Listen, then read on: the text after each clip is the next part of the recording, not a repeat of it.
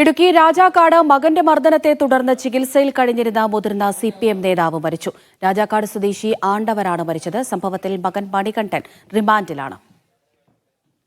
മുഹമ്മദ് ആഷിഖ് വിവരങ്ങൾ നൽകും. ആഷിഖ്, ഈ സൂചിപ്പിച്ചതുപോലെ മകന്റെ മർദ്ദനത്തെ തുടർന്ന് ഇദ്ദേഹം ചികിത്സയിലായിരുന്നു. എപ്പോഴാണ് മരണം സംഭവിച്ചത്?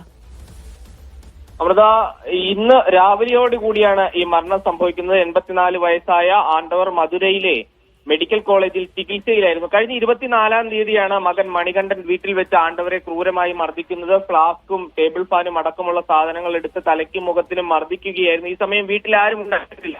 ഗുരുതരമായി പരിക്കേറ്റ ഇയാളെ പ്രാഥമികമായി ചികിത്സ നൽകിയതിനു ശേഷം മധുര മെഡിക്കൽ കോളേജിലേക്ക് മാറ്റുകയായിരുന്നു. അവിടെ അത്യാഹിത വിഭാഗത്തിൽ ചികിത്സയിൽ കഴിയുകയായിരുന്നു. ഇന്ന് രാവിലെയോടെ മരണം സംഭവിക്കുകയായിരുന്നു. പ്രദേശത്തെ രാജാക്കാട് പ്രദേശത്തെ മുതിർന്ന CPM നേതാവാണ് ആണ്ടവർ. ദീർഘകാലം രാജാക്കാട് പഞ്ചായത്തിന്റെ വൈസ് പ്രസിഡന്റായി പ്രവർത്തിച്ചിരുന്ന ആളാണ്. രാജാക്കാട് ഏരിയ കമ്മിറ്റി അംഗവുമായി ദീർഘകാലം പ്രവർത്തിച്ചിരുന്നു. ഏതായാലും ഈ സംഭവവുമായി ബന്ധപ്പെട്ട് തന്നെ കേസെടുക്കുകയും മകൻ മണികണ്ഠനെ പോലീസ് അറസ്റ്റ് ചെയ്ത് റിമാൻഡിൽ വിടുകയും ചെയ്തിട്ടുണ്ട്.